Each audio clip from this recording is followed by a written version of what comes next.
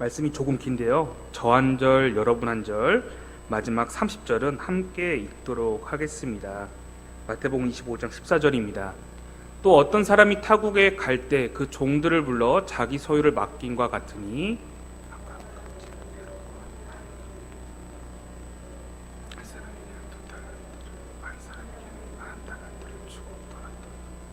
다섯 달란트 받은 자는 바로 가서 그것으로 장사하여 또 다섯 달란트를 남기고 두 달란트를 받은 자도 한 달란트 받은 자는 가서 땅을 파고 그 주인의 돈을 감추어 두었더니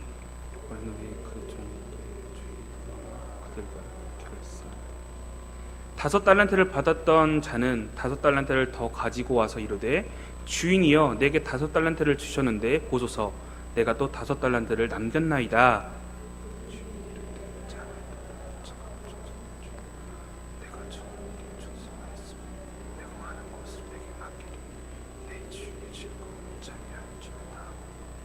두 달란트를 받았던 자도 와서 이르되 주인이여 내게 두 달란트를 주셨는데 보소서 내가 또 두 달란트를 남겼나이다.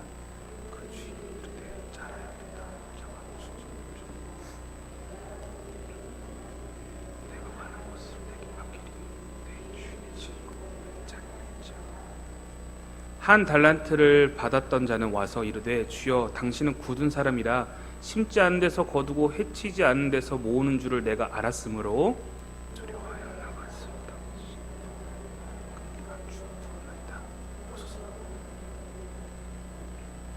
그 주인이 대답하여 이르되 악하고 게으른 종아 나는 심지 않은 데서 거두고 해치지 않은 데서 모으는 줄로 내가 알았느냐. 그러면 내가 마땅히 내 돈을 취리하는 자들에다가 내가 더러워서 여호와의 이자를 받게 하였을 것이다. 그에게서 한 달란트를 빼앗아 열 달란트를 가진 자에게 주라.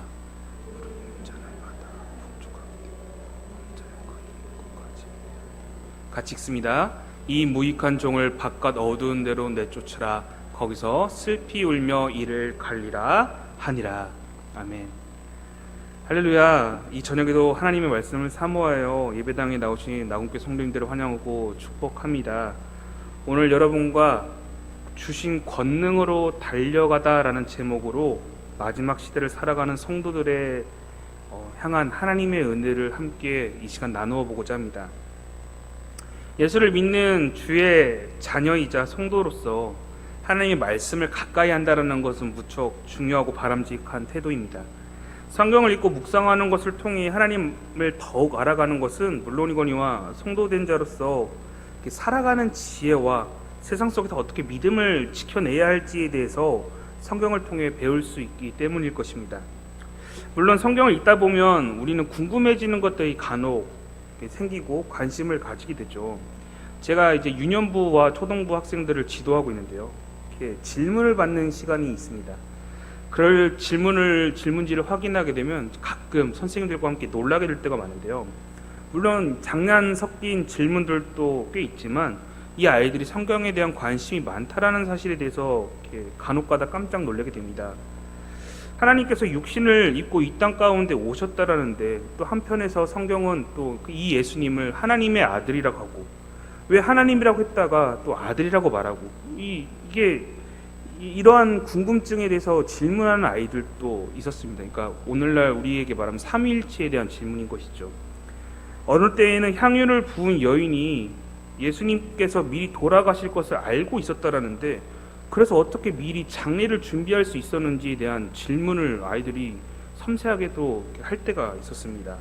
이처럼 성경 안에 있는 이야기들에 대한 질문을 하기도 하고요. 또 성경 외의 것들에 대해서 질문하기도 합니다.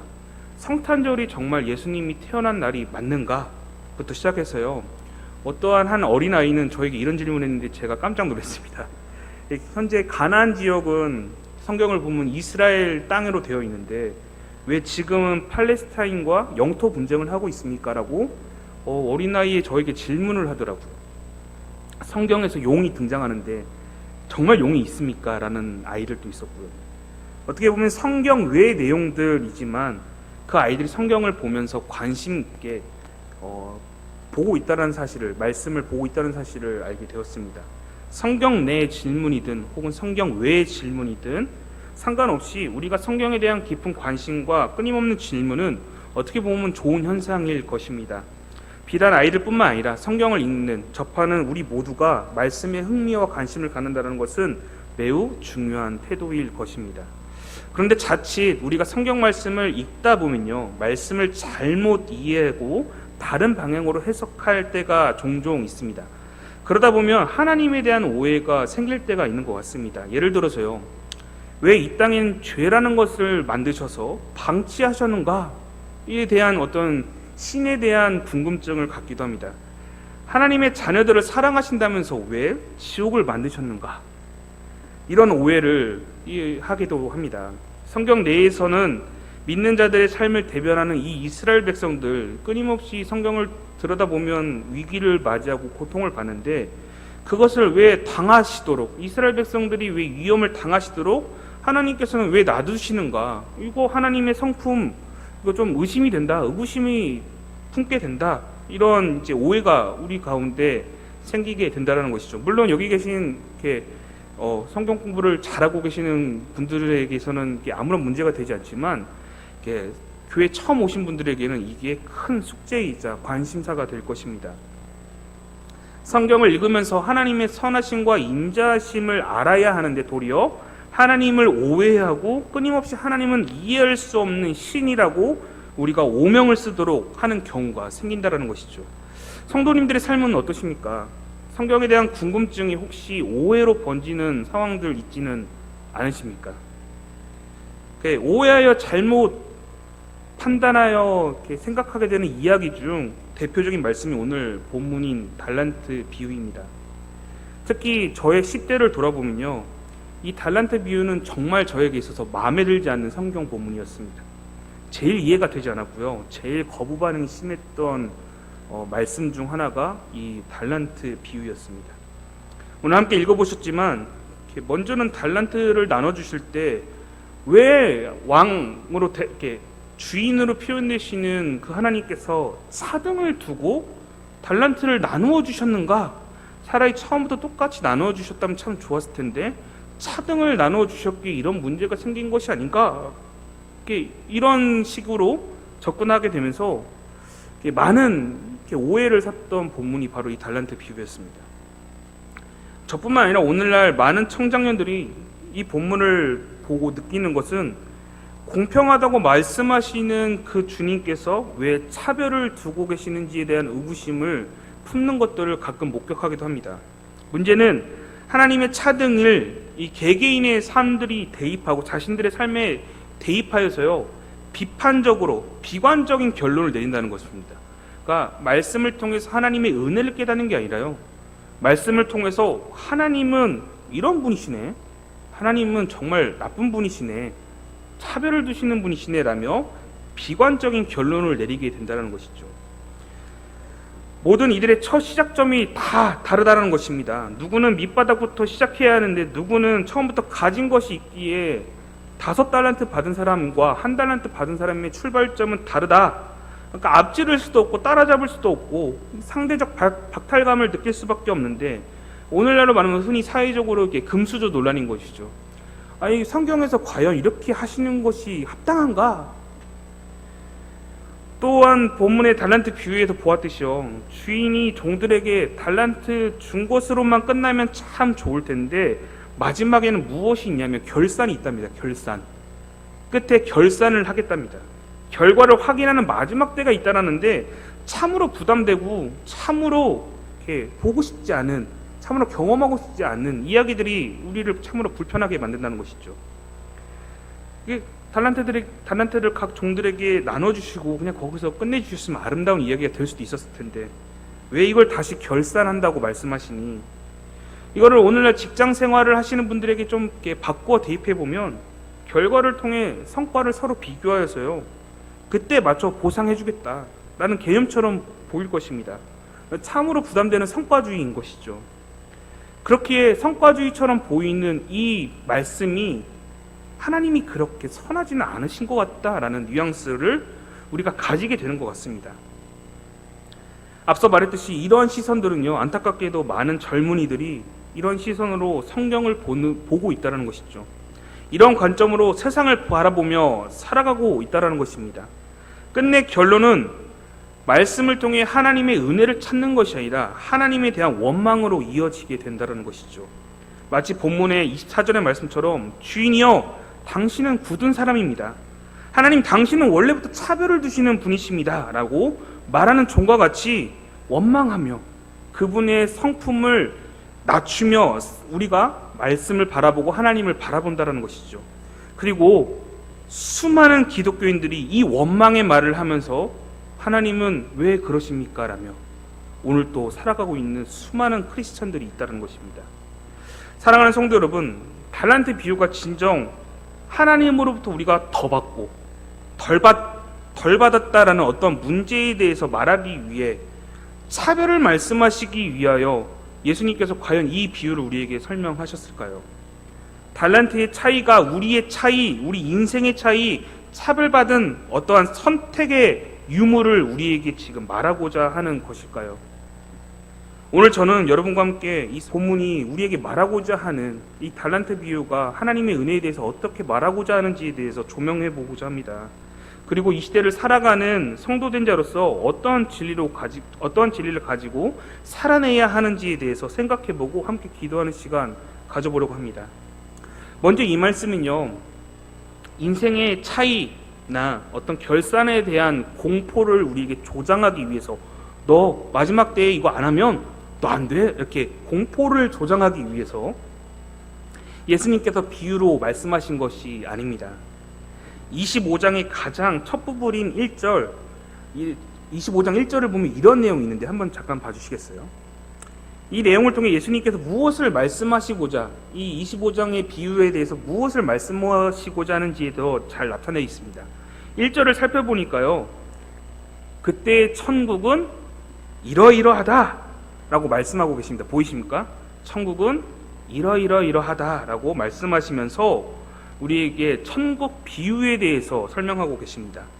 지금 우리가 보고 있는 게 25장입니다. 24장 바로 앞장에는요, 어떠한 내용이 있냐면 예수님께서 성전에서 이제 막 이렇게 논쟁하고 이제 나오셔서 이제 감람산에서 제자들에게 마지막 때에 일어날 일들에 대해서 가르치는 장면이 등장합니다. 그리고 25장부터는요, 그것에 따른 비유들에 대해서 예수님께서 설명하신다는 것입니다. 즉 마지막 때에 천국을 바라보는 성도들의 삶 가운데서 어떠한 일이 있는지에 대해서 설명해 주시고 25장부터는 그것에 대한 잘 이해할 수 있도록 비유로 설명해 주시고 계신다는 것이죠. 그렇게 해서 이제 25장부터 우리가 익히 들어본 신랑을 맞이하기 위해 준비하고 있는 열처녀 비유를 먼저 시작으로 비유를 들으시고요. 그리고 오늘 여러분과 함께 읽었던 달란트 비유가 바로 이어지게 되는 것입니다. 공통적으로 앞서 말했듯이 이 비유들은요, 천국에 가까운 시점에 대한 내용을, 종말의 때, 마지막 때에 성도들의 삶을 어떻게 살아내야 할지에 대한 이야기를 비유로 말씀하고 계시는 것입니다. 그렇게 말씀을 살펴보면요, 주인이 종들을 불러 각기 소유를 나눠주고 잠시 자리를 비우게 되는 장면을 오늘 본문을 통해서 바라보게 됩니다. 그리고 25장 15절 한번 보시겠습니까? 제가 읽겠습니다. 각각 그 재능대로 한 사람에게는 금 5달란트, 한 사람에게는 2달란트, 한 사람에게는 1달란트를 주고 떠났다라고 말하고 있습니다. 어떻게 주셨다고요? 각 재능대로, 그 재능대로 주셨다라고 말합니다. 사실 이 재능이라는 단어가요, 이렇게 능력, 권능이라는 의미를 가지고 있는데 이 능력, 권능이 사도행전 1장 8절에 나오는 단어와 동일합니다. 사도행전 1장 8절, 오직 성령이 너희에게 임하시면 너희가 권능을 받고 할 때 이 권능이 앞서 보았던 각기 재능대로, 능력대로 할 때 같은 단어인 것이죠. 그렇기에 오직 성령이 임하시면 너희가 권능을 받는다, 이 능력이 같은 어원인데요, 이 어원의 개념을 잘 생각해 보시면요, 여러분 쉽습니다. 능력을 지금 누가 주고 계시는 것이죠?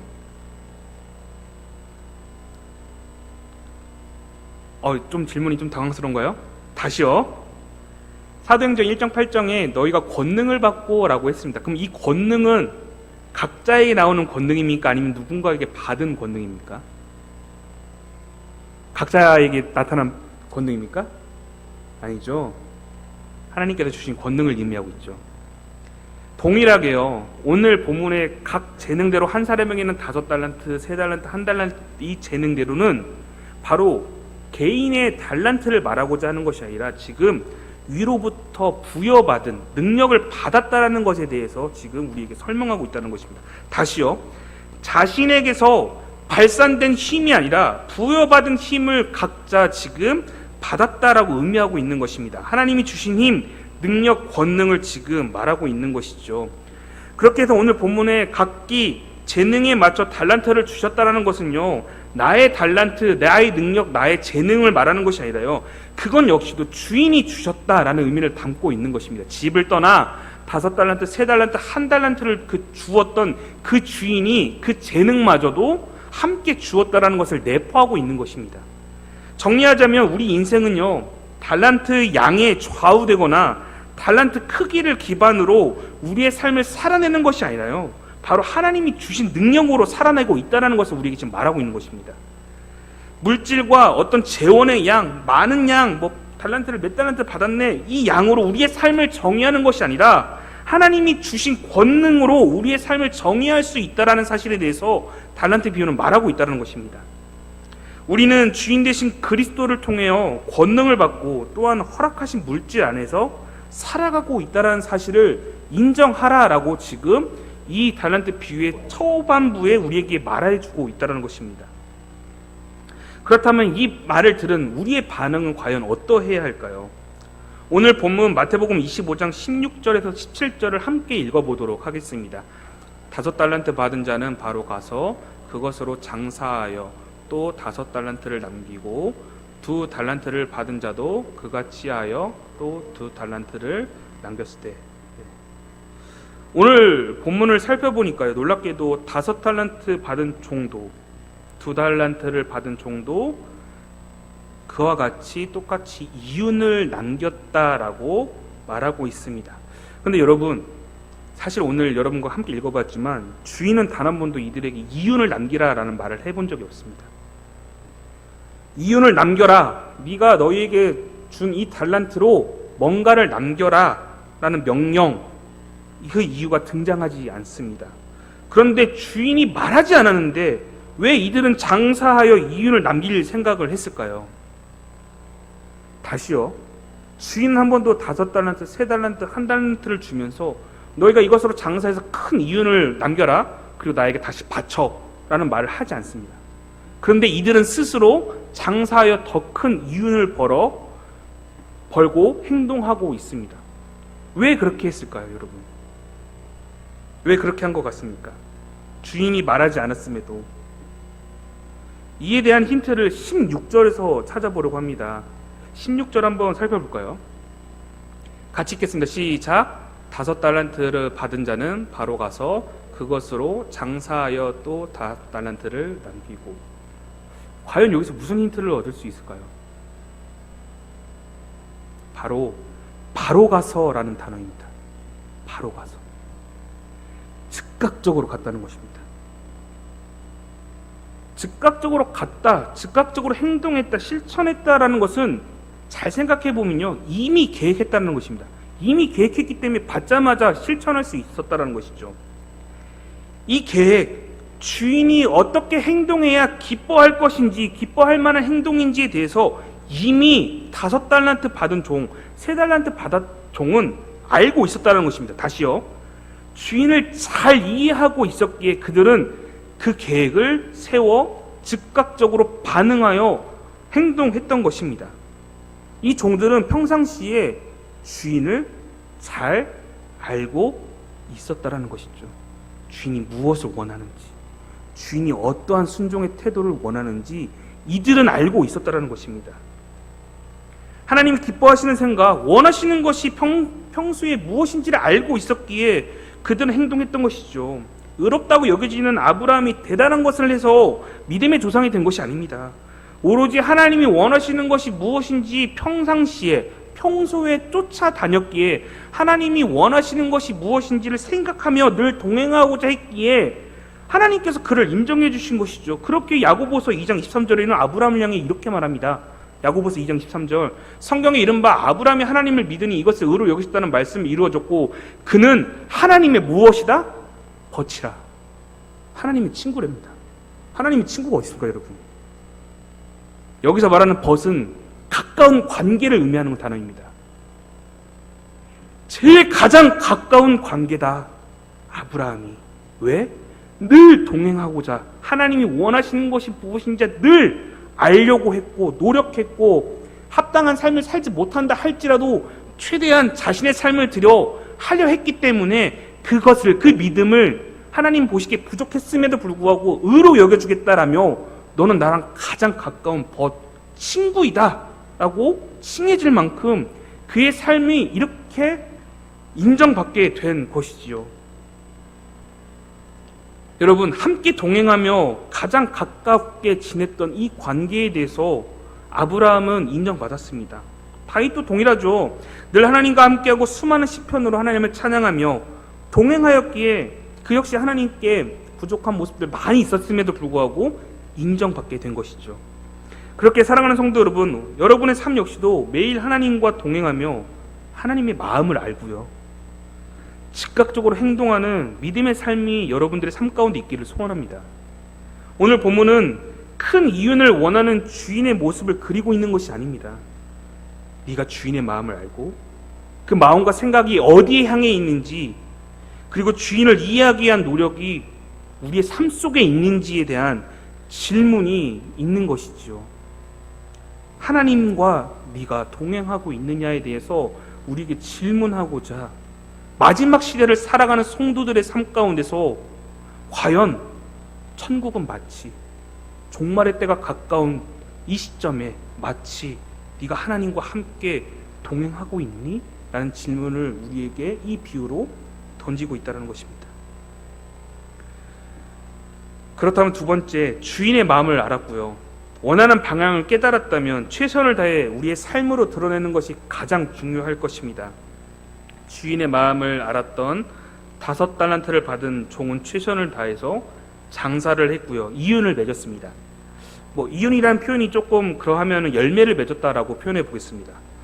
2달란트 받았던 종도요, 최선을 다해 열매를 맺었습니다. 그러나 1달란트 받은 자의 행동은 어떠합니까?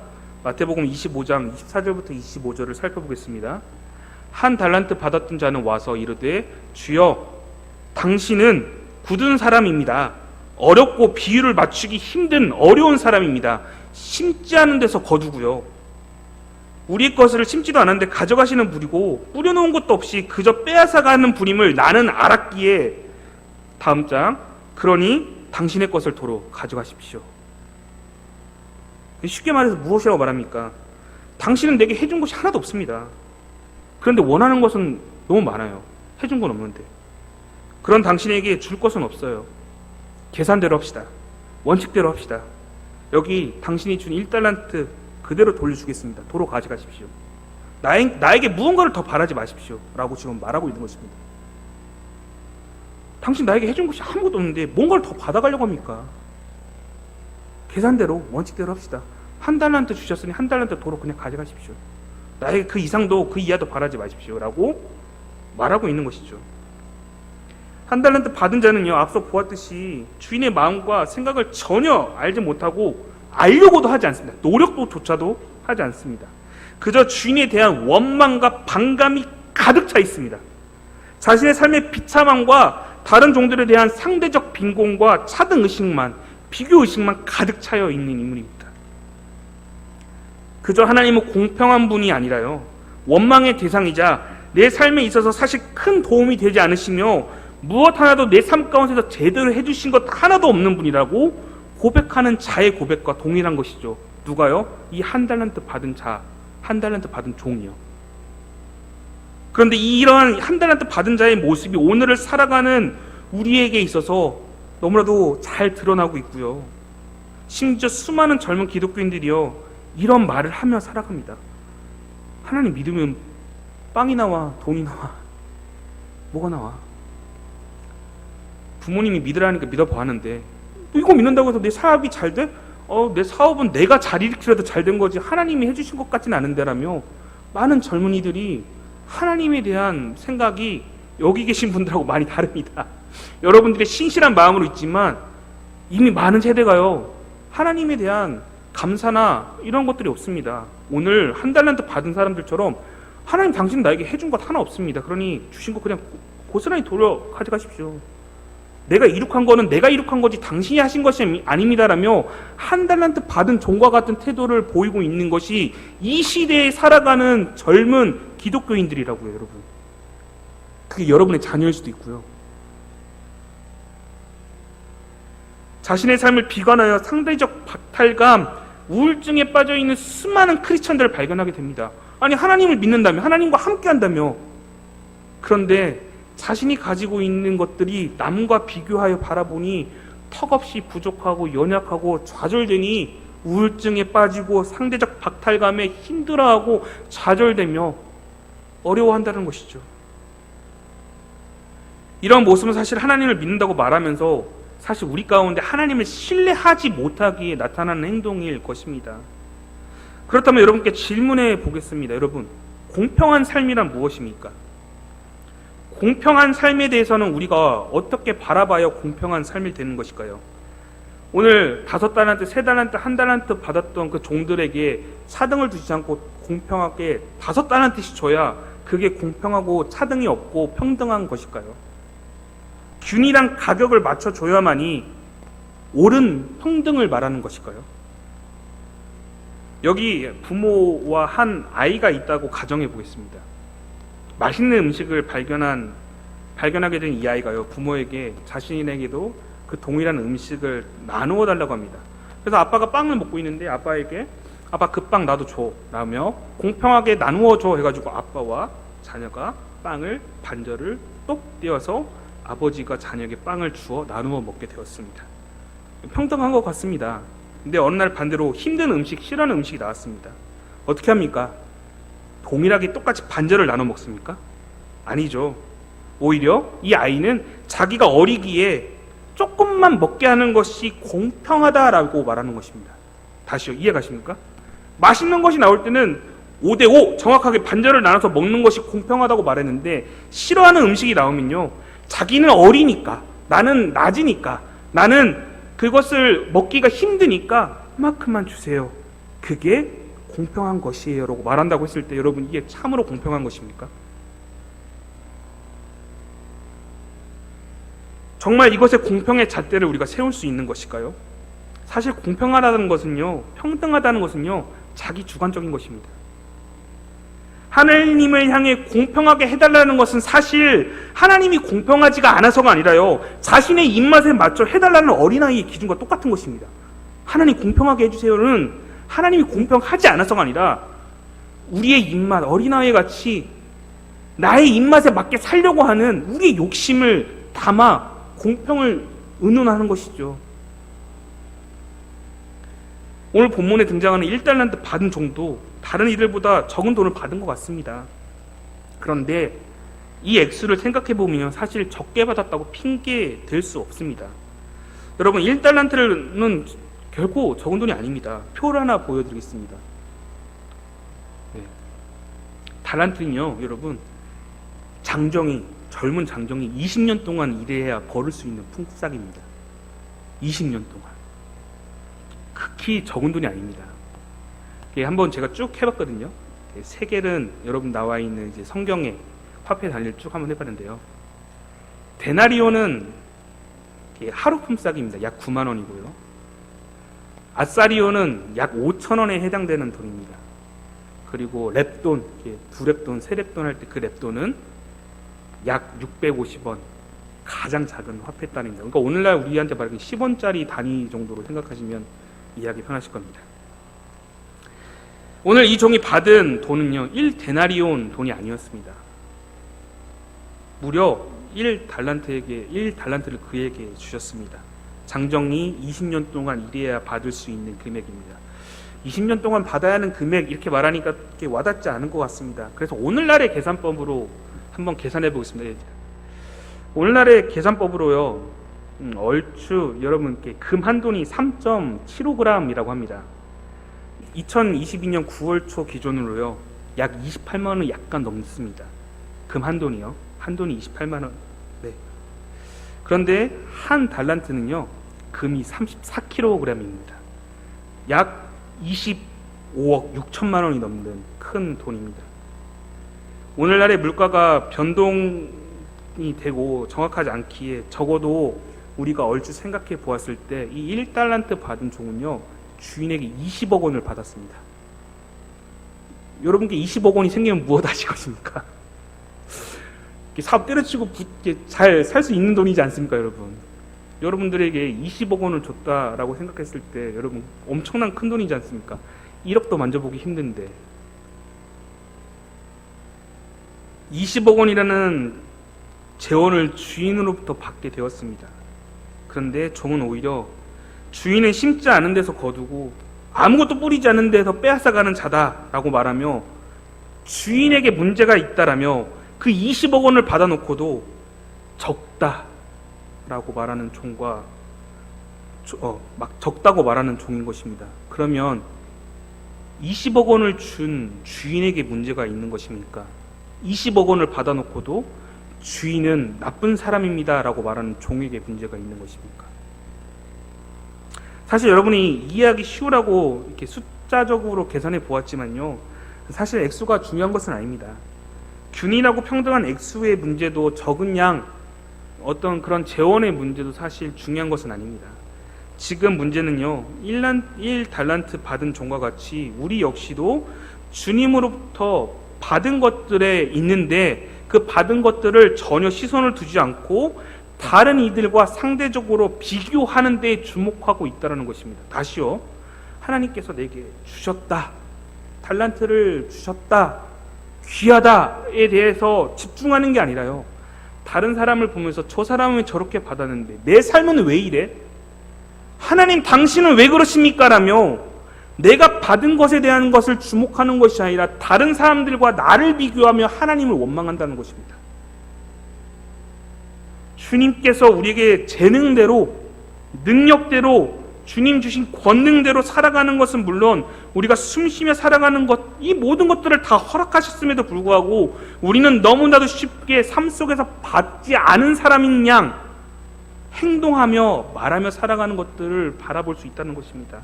누가 지금 그렇게 하고 있습니까? 주인과 상관없는 자가 그렇게 말하고 있습니까? 아닙니다. 주인에게 속한 자들이 그렇게 말하고 있다는 것입니다. 주인을 믿고 따라야 하는 자가 그렇게 말하고 있다는 것입니다. 주의 언약 안에 속해 있다라는 주의 백성들이 그렇게 하나님을 원망하며 살아가고 있다는 것에 대해서 성경은 우리에게 말하고 있는 것입니다. 사랑하는 성도 여러분, 저는 잠시나마 2달란트 받은 종에 대해서 잠시 주목해 보고자 합니다. 5달란트 받은 자나 2달란트 받은 자나 주인 앞에서 결산하여 칭찬받는 내용이 동일합니다. 오늘 읽진 않겠지만 동일한데요, 굳이 지문을 많이 하라야 하면서까지 성경은 이 2달란트의 이윤을 남긴 자를 향해 동일하게 5달란트 받은 자와 똑같은 지문을 할애하며 칭찬하고 있습니다. 이유가 있으니까 그렇게 성경은 이유가 있으니까 그렇게 지문을 할애하고 있는 것이죠. 이 장면을 묵상해 보았습니다. 과연 왜 그랬을까? 그냥 5달란트 받은 종 잘했다, 2달란트도 동일했더라 하고 그냥 넘겨버렸으면 됐을 것을 왜 똑같이 칭찬하고 있었을까? 그런데 묵상을 해보니까요, 사실상 2달란트 받은 종이요, 5달란트 받은 종보다 어떻게 보면 더 많은 칭찬을 받았다라는 느낌이 들었습니다.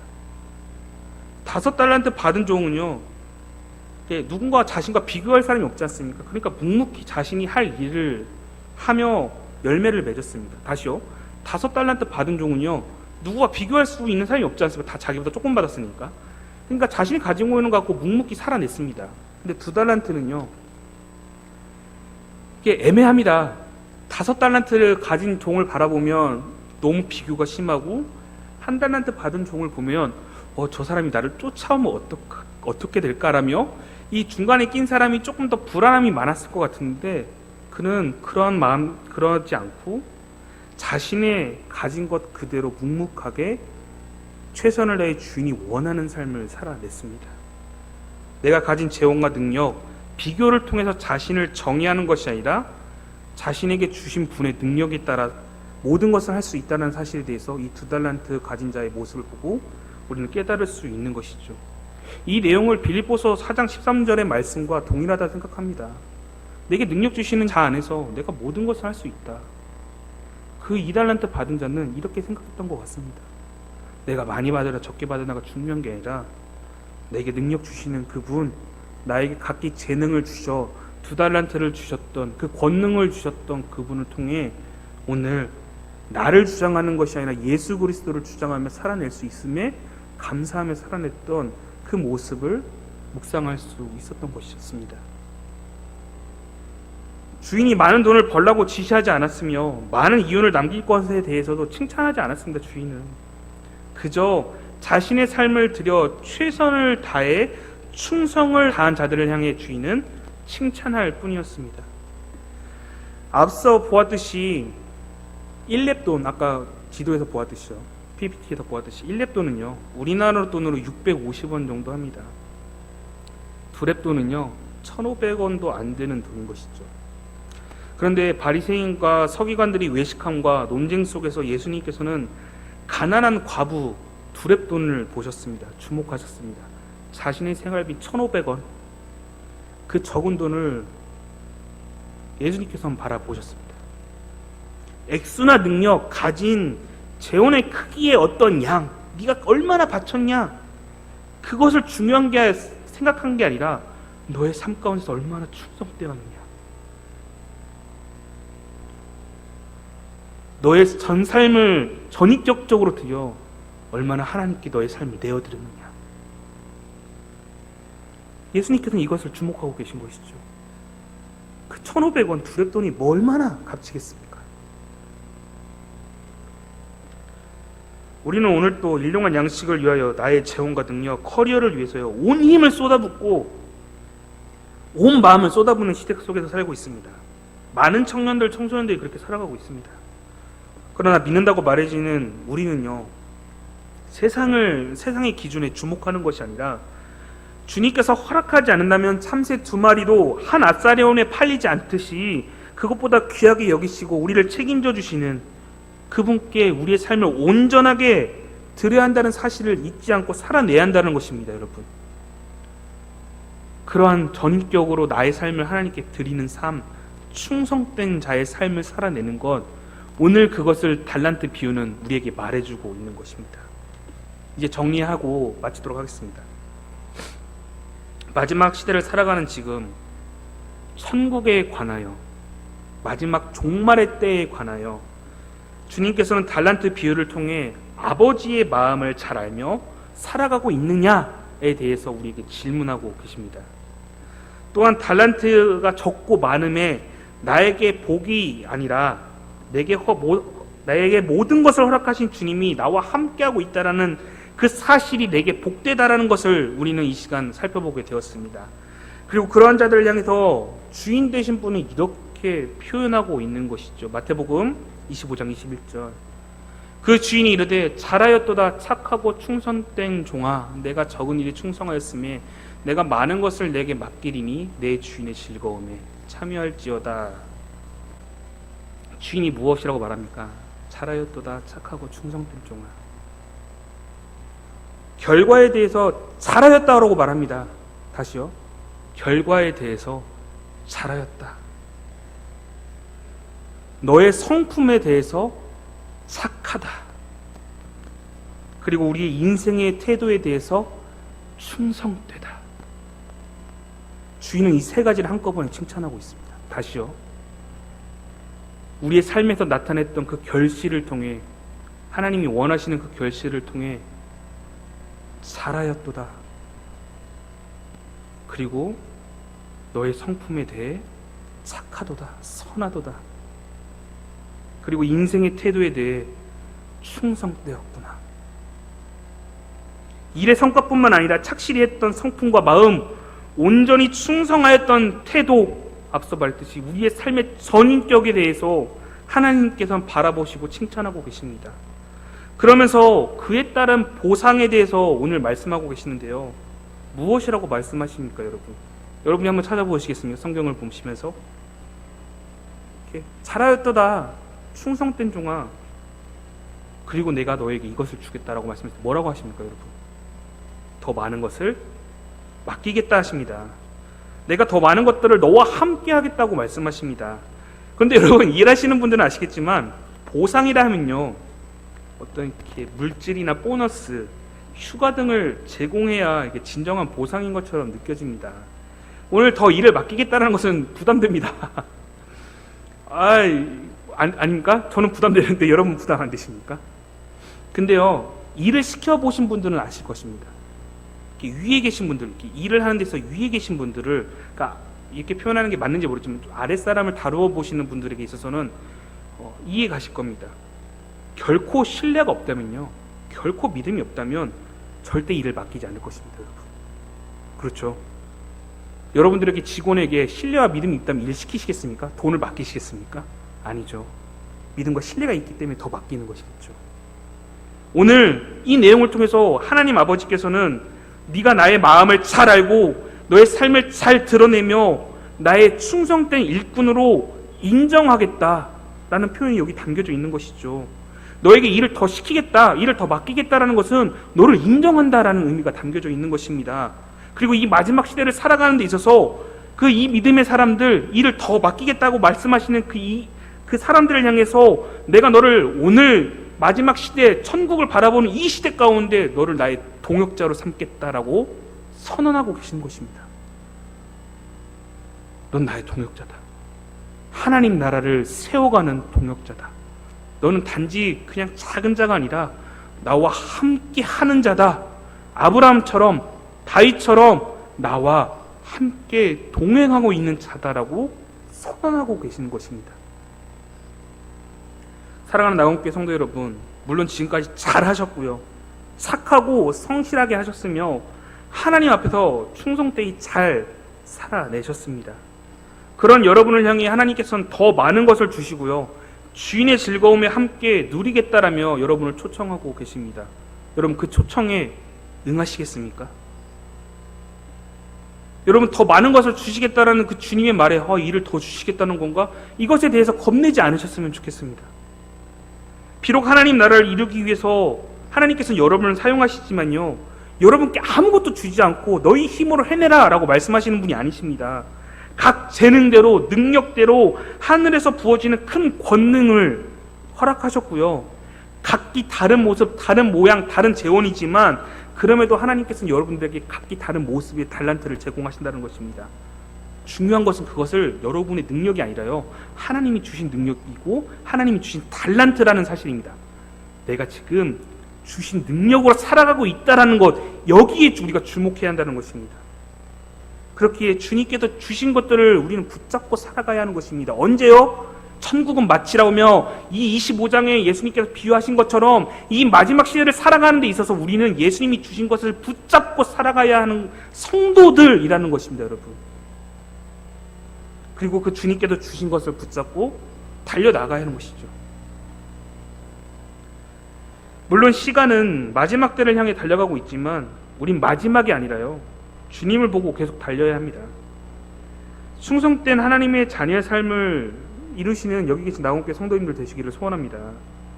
오늘 천국은 마치라며 그 비유를 시작하여 종말의 때에 성도된 자가 어떻게 살아내야 하는지에 대한 비유를 함께 나누게 되었습니다. 찬양의 가사에 보면 이런 가사가 있죠. 그 어디나 하늘나라. 그 어디나 하늘나라가 될 수 있는 이유는 바로 그 앞구절에 있는 주 예수님과 항상 동행하니 그 어디나 하늘나라가 되는 것이겠죠. 여러분, 이곳이 진정 지옥 같은 삶이지만 하늘나라가 되는, 천국이 되는, 천국 하늘나라를 세워가는 이곳이 되게 하려면요, 예수님과 동행하는 것 외에는 방법이 없습니다. 그렇기에 여러분들의 삶 가운데서 매일 예수님의 것을 붙잡고 예수님과 동행하기 위해서 힘쓰며 발부둥치는 여러분들의 믿음이 선포되어야 하는 시대임을 깨닫고 여러분의 자녀와 여러분의 가정을 위해서 기도하시고요. 여러분의 자녀와 가정뿐만 아니라 여러분의 직장과 사업 모든 곳에서 하나님이 원하시는 삶을 살아내며 충성되다 착하도다 잘하였도다 라며 칭찬받는 삶을 이뤄내시는 여기 계신 나군교회 성도님들 되시기를 소원합니다. 잠시 기도하겠습니다.